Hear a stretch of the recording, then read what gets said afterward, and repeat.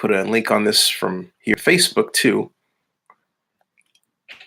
Hey everybody, welcome. We are live for an exciting conversation with the one person I can think of who has not only covered golf extensively for the LA Times, but also personally knows Tiger Woods, and also I've had on before. However, the difference between this conversation with Tommy Bonk and the last ones we've had on Zenny62 on YouTube is, aside from the fact that this is live stream, we're not at Lambarca. Dang it. Dang it. How you doing, my man? I'm doing great. What a great afternoon, not only for golf, but for people who love sports. Yeah, I mean, I couldn't think of anybody else better to talk to than you, because of the history, not just the history we have, but the fact that you really have closely covered Tiger Woods for years. And so I'm dying to know what you think today. What did you think, Tommy? Well, I was born. I've known Tiger since he was 17, and he was growing up in Cypress down in Orange County, and I worked for the LA Times. So I followed his career and have been friends with him and covered him for a long time. But today was special. He hadn't won a major in 11 years. It's 14 years between Masters victories. Most people were saying he would not win a tournament and would not win a major. And for him to come from behind on the last day, which he's never done to win a major, and all the stuff he's been through, all the baggage and injuries and personal foibles, to win at the Masters, it's just amazing. Did you think to start that he would overcome the originally brilliant play of Francisco Molinari? Did I think he would do that? Yeah. Well, the two guys that were, I thought, Tiger's biggest challengers were Molinari and Brooks Koepka. They're both major champions, but neither one of them are. I mean, Brooks Koepka's a great player, but he's not exactly a household name. Mm-hmm. Molinari's not a household name, except maybe in the Molinari household. But for Tiger to go out there, he only 10 holes to start the back, but he's got 7 more holes. So he waited until the other guys made mistakes, which they did, and he just put the ball in on a fairway. That's the best he's driven it, maybe ever at Augusta, and made his putts. So it was a really mature, well thought out game plan that he had, and he never deviated from it. What does this mean in terms of Tiger's history? Because we went from seeing him at the top of his game to quite literally, I thought, losing himself after the Thanksgiving Day night car crash that became a news report on TMZ.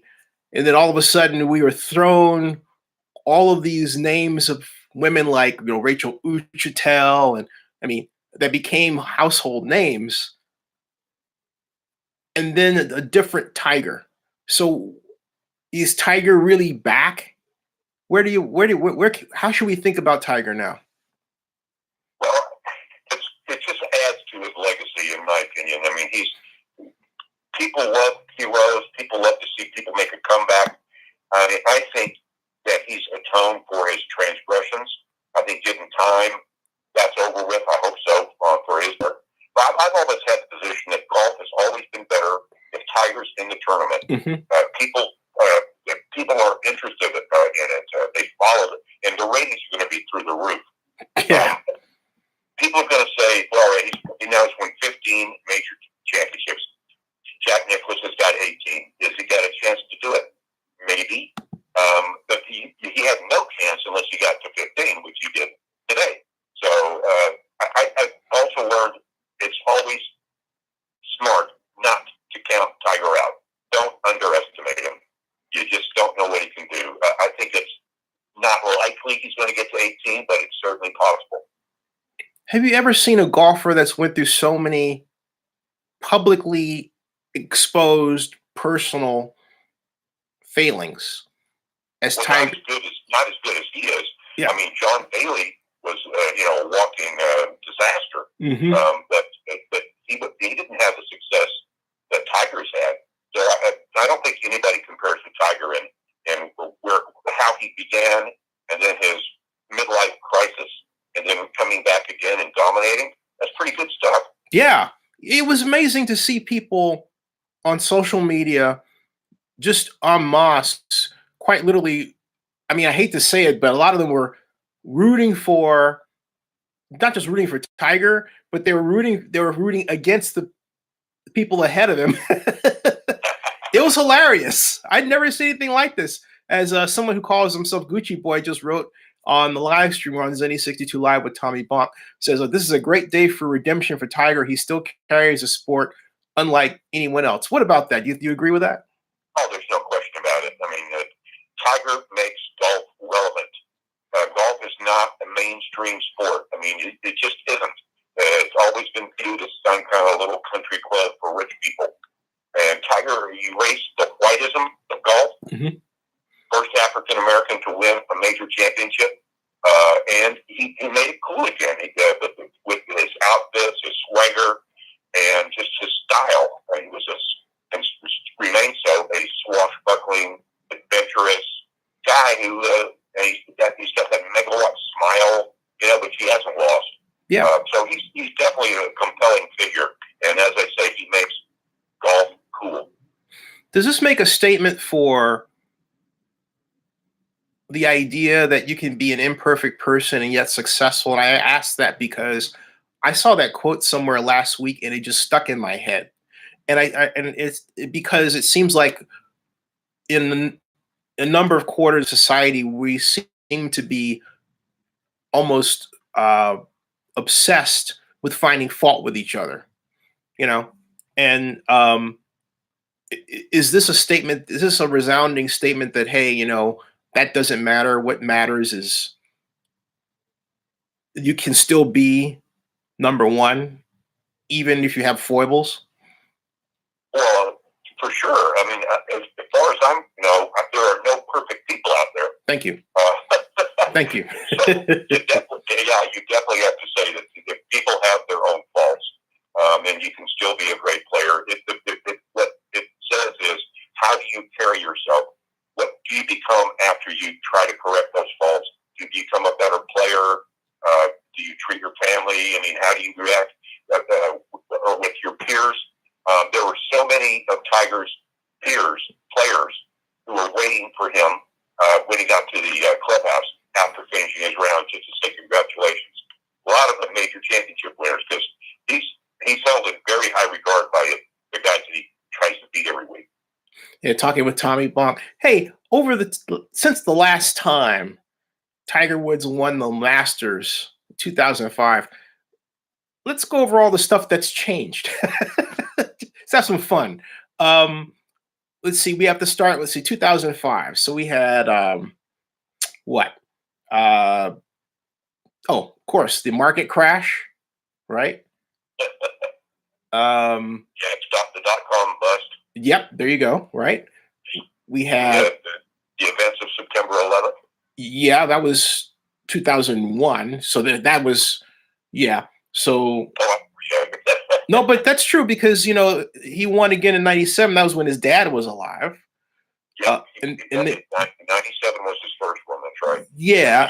Yeah, and then 2005 was his last one, and then we had, of course, President Obama's win, as you've pointed out, in 2008.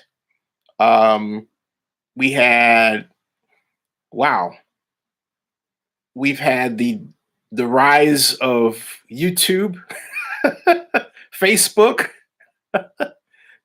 Twitter. I was going to say Uber. There you go, Lyft. So many things have changed, but one of the constants in the sport of golf is that Tiger is dangerous. For a long time, he was not even in the equation, and I think golf suffered. They were tournaments that had high turnover in their sponsorship. I think the golf courses are closing all over the place. And all that happened when Tiger was in decline. Now, he's been on an ascending arc the last couple of years. If you remember, he could have won the British Open last year. Yeah, that's right. Molinari beat him because Molinari didn't make any mistakes. Today, the tables were turned, and Tiger made no mistakes that he couldn't handle. How has the Masters changed over that time? I know it has had some controversies regarding race and sex, but it seems like, to me, on an extreme outsider looking in, it's found its footing. Where do you assess the Masters now? I mean, I'm happy to be wrong, but just correct me and us. Yes, you're never wrong, Jenny. Thanks. I'll tell you one thing about Augusta: the Masters is in love with itself, and the networks are in love with the Masters because it's a great property.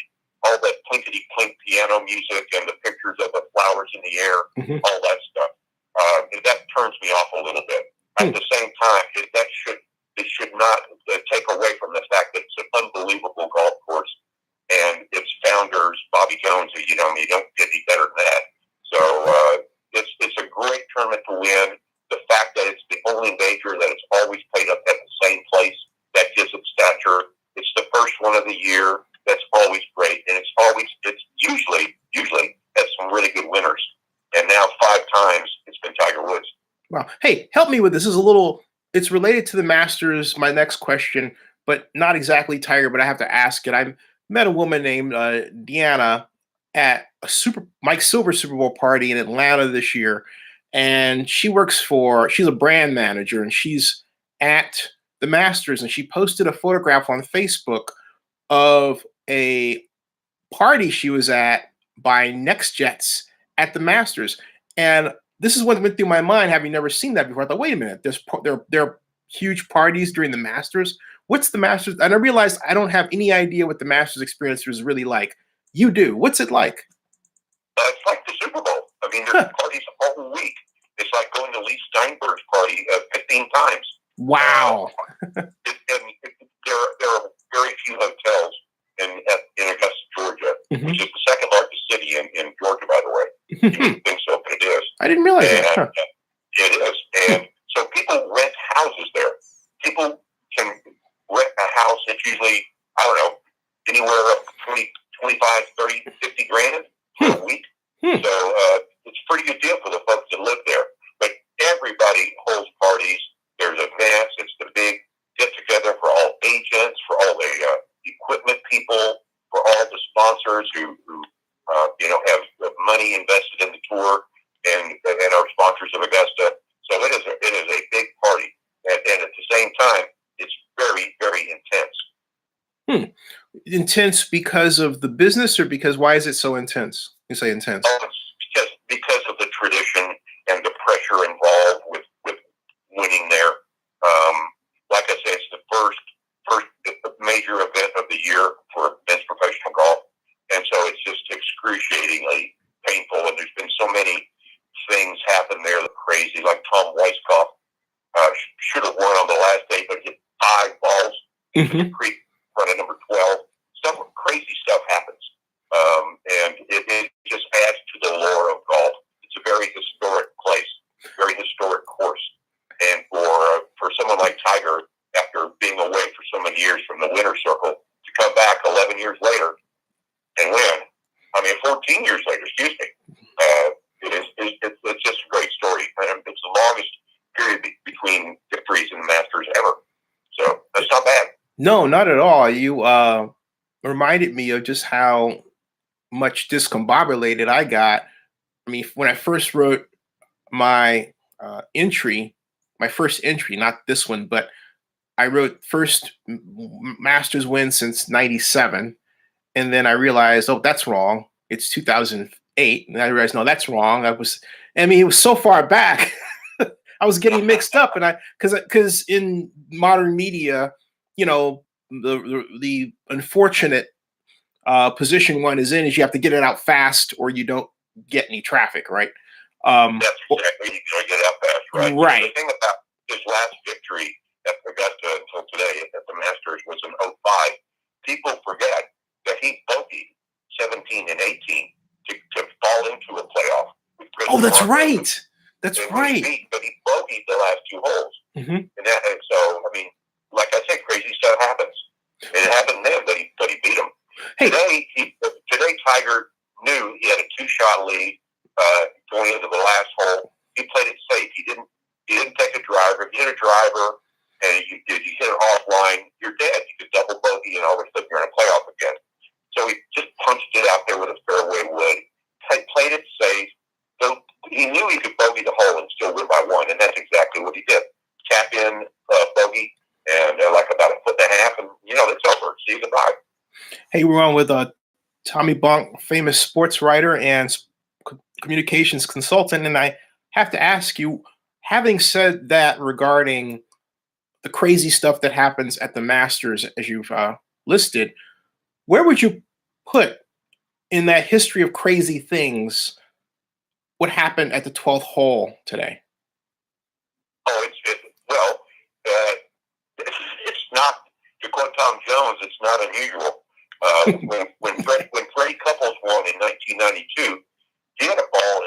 Now, the 12th hole is that little par 3, mm-hmm. right? It's got a creek right in front of it. Mm-hmm. And Brady Couples was winning on the last day in 1992, and he hit a ball that should have rolled back in the water, but stopped. It stopped. And no one could explain that. So some kind of juju going on there. So yeah, the 12th hole usually something happens there. Something crazy usually happens at 16. Like with Tiger won in 05. Remember he hit the ball rolled down the hill and stopped on the edge, and he waited for a second and fell in. Yep. So yeah, that's what happens.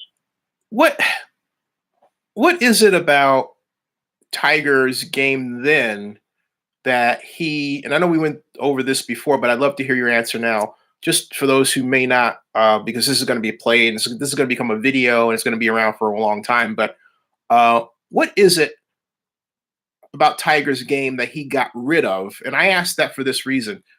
I remember Tom Watson, I believe, correct me if I'm wrong, but I believe Tom Watson made a statement years ago that Tiger Woods should be calmer, he shouldn't curse.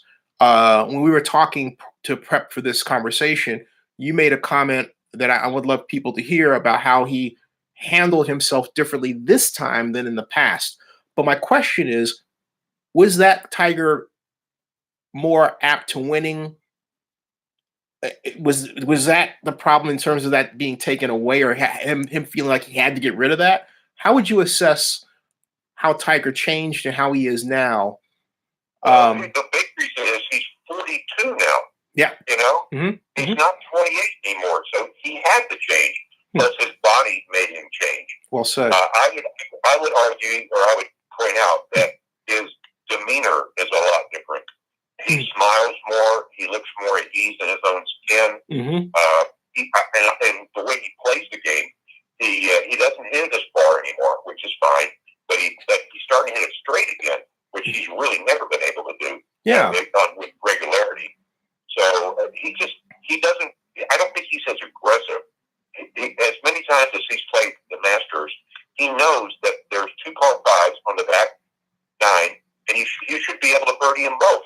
So he can play a little bit less aggressive, let the dust settle, take advantage of those two holes, and you should win. You should win. Where would you now say he stands in terms of the best golfers active right now? Well, of the active golfers, he's won more than anybody else, and he's won more majors than anybody else. Is he number 1 in the world? No. No, he's not close. I actually thought Dustin Johnson was going to win this time, but I said that a couple weeks ago. He finished second, but that's okay. Tiger is a much better story, and he is relevant again. He's obviously going to be favored, and the next 2 majors are places he's won already. That's Paige Black for the U.S. For the PGA Championship and the U.S. Open at Pebble Beach. He's won major championship at both those places. Who do you think is going to be favored those places? He is. Yep. So all of a sudden, golf is relevant again. riding the wave.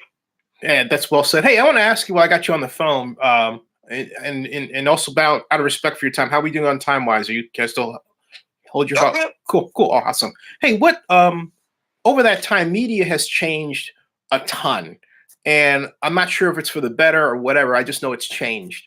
But from your perspective, how would you say it's changed? What would you like to see as moving forward in media with respect to sports and the Masters and everything else? Well, I would like to see more respect given to media rather than people who pay for the time. Mm-hmm. You know what I mean? Mm-hmm. So, and also, I think that the pressures of having to be on social media sometimes promotes inaccuracy. Yes. And kind of takes you away from what you're trying to do, which is report accurately from the get-go. Yeah. So there's a lot of factors at work, and it's I think it's really difficult to cover professional sports, and it just is. I mean, if you cover a baseball game, like the Giants haven't had a great season, but they lost a game this last week, and they opened the clubhouse after the game, and there was only one player in there. They all were hiding. They were in the trainer's room or somewhere else, and they just didn't want to face the media. Nobody. I mean, back in the old days when I covered the Lakers with Kareem and Magic, the Showtime Lakers, they didn't do that. If they messed up, they sat there and they took their medicine. They didn't mess up too much, but they were really professional about it. And I think that some of that professionalism on both sides of the aisle is gone now. Yeah, why is that? You're absolutely right. I've noticed that in a number of different areas. It seems that there is a knee-jerk desire to be more, for want of a better term, personal as opposed to professional. And I don't understand where that came from. I mean, it's difficult to have, for example, a conversation where you might disagree with somebody without them taking it personally today, as opposed to the past where, you could disagree with someone and it was compartmentalized to that one thing, but there's always other things you could agree with. And I can point to a number of different areas of society where those divisions are more acute, and I don't understand. I mean, I can say it's social media and everything, but I don't understand why. You know what I mean? I don't know if it's just that. I don't know if it's the fact that in a lot of cases, you have people who are working 2 or 3 jobs, and that's the majority of people today, by the way. Something's going on that's producing this, and I think it's impacting our ability to get the kind of media we want. I mean, what are your thoughts? I think that you make a lot of good points. I would add one thing that I've been thinking about, and I believe is true. There's a real need for somebody to have a take on something. I have to have a strong opinion, and usually it's a jab or a negative thing or something like that. There seems to be, everyone has an edge. You know how it is on Twitter and media and social media. Yeah. It's like it's so negative so many times. There's so many haters and trolls out there. It's being misused, I believe, and there's a possibility for so much good, but there's some detractions at the same time. Yeah, you're glad you pointed that out. There was a Twitter account called Barry McCockiner, and it's actually not one account, but it's like several. And this guy would take to, I don't know who this actually is, but would take to writing racist things. And I had enough of seeing it, so I actually reported the account for violating Twitter rules, and thankfully Twitter responded. But I have no idea who actually runs Barry McCockiner or what's happening. But I noticed that in my inventory, the vast majority of accounts that could be accused of such an exchange or vile exchange had fake names. You had no idea who was really behind the account, if you will. And I mean, speaking for myself, I have a bunch of Twitter accounts for basically I built them for the reasons of protecting myself, but also every single account that I have, I will tell you I'm behind it. But a lot of people don't do it. And the reason I tell you I'm behind it is because I want you to know where the tweet's coming from. And I have never put out a tweet where someone could say, "Hey, look, that was inappropriate." But I believe in having multiple accounts, mainly to protect my own message, and so I'm very open about that. But that's the point. What you're doing is entirely correct. That's the right way to do it. There's so many anonymous people out there, and it's easy to just fire off some nasty tweet or whatever, and hide behind it. That's really not fair. That doesn't really further the cause of journalism or even social media. That's just wrong. Hey, I'm curious though, why isn't it that news organizations didn't establish their own Twitter accounts? Here's why I say that, Tommy, is because this goes back a few years, but in 2013, I developed for myself something called Tellin.me. In other words, it was Tellum. I'm telling you .me. I'm telling you. So it's Tellin.me. Tellin. As opposed to Tellin.com, right? And I bought the .me domain, and it was based on a PHP, which is a programming language platform for developing microblogs, which is what Twitter is, by a company called Identica out of Canada. And I remember Michael Downing, who is in San Francisco there, used to come to Balboa quite a bit, but Michael established a company called Tout. And I don't know if you remember when Shaquille O'Neal announced his retirement, he did so on this then new few-second video platform called Tout. That was Michael Downing's platform. But Michael had said, "Oh, then you have to get more traction." And I say all that because my thought was, hey, look, if I can build one of these things, how come a news organization can't build their own Twitter-style platform?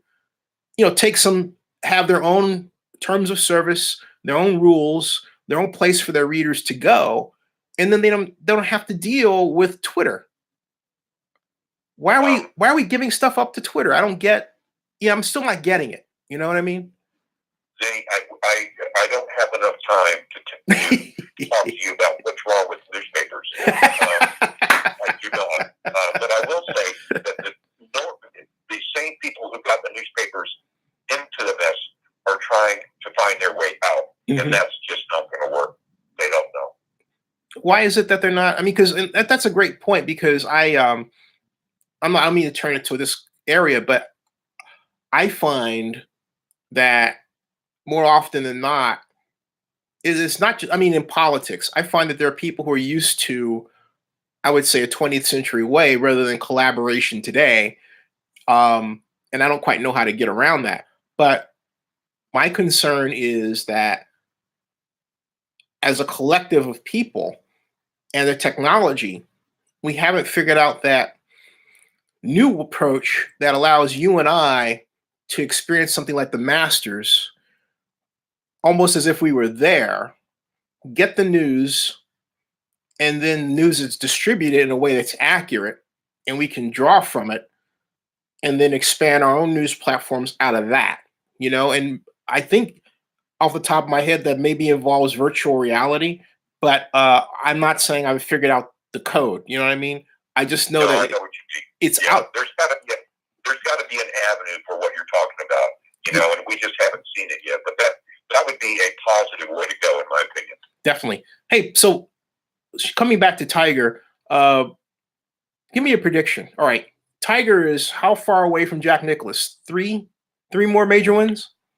3 more major wins, and he ties him. Wow. Can he do it? You think he'll do it? Well, let's look at the numbers. Nicklaus won his last one when he was 46. Tiger's 42. So Tiger's got 4 years to until he reaches what Jack's age when he won his last. So the numbers say that it's possible. Can he remain healthy? That's the number one question I have. Mm-hmm. I mean, it is a major grueling thing to play a championship. So I think it's possible. I wouldn't bet on it, but at the same time, like I say, I do not underestimate Tiger. Are we looking at? He's super. Are we looking at a Tom Brady situation where you have Tom, was it Tom versus Time? Tiger versus Time? Is that what it is? Well, as long as Tiger doesn't let the air out of the golf balls.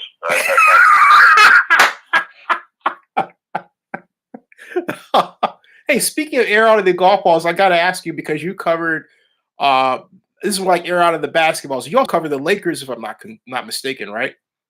I did. I covered the Lakers in the Showtime years for 3 years. Yeah. What do you think about Magic Johnson quitting on Jeannie Buss? I read your comments about that, and I don't agree. Cool. Let me have it. You thought he pulled the rug out. He deserted the fans. Yeah. He messed over Jeannie Buss. As far as I checked, it's a free world, Mm-hmm. and he can work with whoever he wants to. I think the real story is he doesn't want to deal with LeBron. He doesn't want to deal with LeBron. He doesn't need it. Mm-hmm. Luke Walton is one of the best people ever. It didn't turn out so good for him there. He had 2 years left on his deal. Mm-hmm. So I think the Lakers are in a big mess. And, I don't know what the heck they're going to do. But did you say, or somebody said they might try to get Jerry West back? No, I didn't. I didn't. I would love to have said that, but I didn't know. No, that's not going to happen. That's not going to happen. But hey, and they're not going to get Pat Riley back either. So yeah. I got to ask you though. I mean, for me, why wouldn't it be something he should have done to just simply dealt with this, as we say, back channel? Why did he have to come out in public and do it? Because you know this as well as I do. These guys, no matter how big a star they are, they're all a little bit of a prima donna, and the world revolves around them. Mm-hmm. That's just the way it is. And True. he's an impulsive guy. So I'm not surprised he did that at all.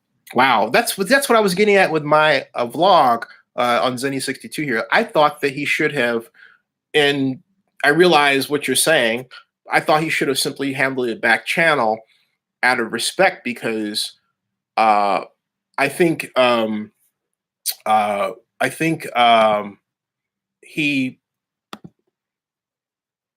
he hurt the Laker brand in doing that.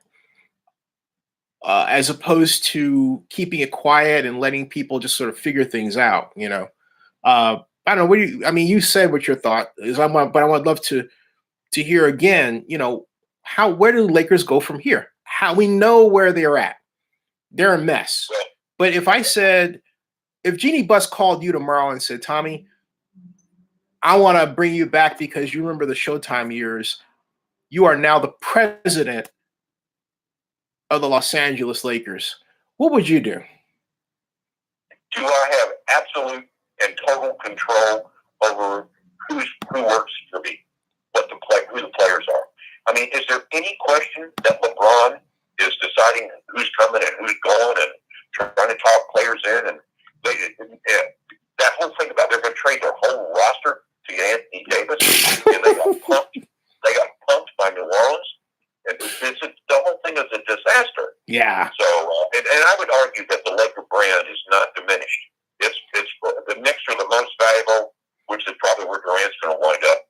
And then you've got the Lakers. I mean, they're the second most valuable franchise out there. And the Warriors are in the hunt too. So their brand is fine. What about the LeBron brand? Does he get tarnished for the mess? Because I feel, and I know a lot of people, probably including yourself, are going to continue to excoriate me on this, but I feel that LeBron should have begged to come to the Warriors. He could play less time, made as much money, and walked into San Francisco into a richer stadium where they have already raised $2 billion without even opening the doors. Which, that's not the way the scenario works. LeBron is interested in LeBron Inc. LeBron Inc. is a movie guy, a TV guy, a Hollywood guy, and that, as far as I'm concerned, all that is in Los Angeles. He was always going to the Lakers. And you talk about prima donnas. Mm-hmm. He is the diva of all prima donnas. He's a great player, don't get me wrong. Mm-hmm. The Hall of Fame player, obviously, and I miss him not being in the playoffs, but he was always destined to go to the Lakers. It's funny. I think I'm not going to throw this person under the bus, But when I was at the NFL owners meeting, there was a certain player who came off that same way toward me, even as he was doing something I thought was incredibly heroic. And I don't, it's really sad, that PreMadonna approach, because it tends to diminish the athlete's ability to make change in society. And particularly, and I'll just be very blunt. I sometimes feel that athletes who look like me, and I've had this happen on a number of occasions, if I bring up some idea or if I'm serious about doing something, I tend to get put off. There was one person who did that a few years ago. Again, I'm not going to name names, but I went to a person he was partnered with in business. That person talked with him, and now he's mature. But it took 5 years, and not that I wanted to do a specific business, but I couldn't even talk business. This person would say to me at a party, "Oh, there's this girl over there. Go talk to her," as if, I swing another direction, if you know what I mean. I didn't. I really took offense to that. And so and I'm saying this because that what you're talking about PreMadonnas, I see that in another area, and I'm wondering how we can talk to athletes who are that way and say, you know what, be another way, because it tends to take deals off the table for you, and you may not know it. You know what I'm saying? You're never going to win that argument, Zenny. Oh, what? I'm sorry. It sounds great. Okay. That you need to improve and things will. What their reaction is, if I'm so stupid, how come I got $8 zillion in the bank? Yep. Okay. Touche. That's period. Sorry, you're not going to win that attitude. You're not going to win that argument. Not going to happen. I'm sorry. I'm sound like the dark cloud of rain here, but these guys, many of these guys, I won't say, but I won't walk across the street unless you pay them. Now there are exceptions. One being Stephen Curry. I don't know if I've ever seen a mega athlete, mega star athlete, who is so humble and down to earth and gives time up for charities and helps people all over the world. Smart guy. So there are differences. And would you argue that Tiger was that way, and maybe because he's matured, isn't that way anymore? Yes. I think my position is that Tiger's a better person now by a long shot. I think he's got more grounded, and he's surrounded himself with good people, and he's enjoying his kids. Seems to anyway. So I think he's in a good place. Yeah, like he said, reportedly, he didn't need to win, but he wanted to win. Yeah, and that's right. That's something else. Hey, Tommy, I'm gonna let you go. I know it's I caught you on the fly, and I want to come back and do it again. And I want to thank you so much for this conversation and for getting after me. I love it. My pleasure, Danny. I love talking to you. Next time, and we'll see you at La Rockies, okay? Yeah, don't go anywhere. I'll stay on the phone. But Tommy, don't stay on the phone.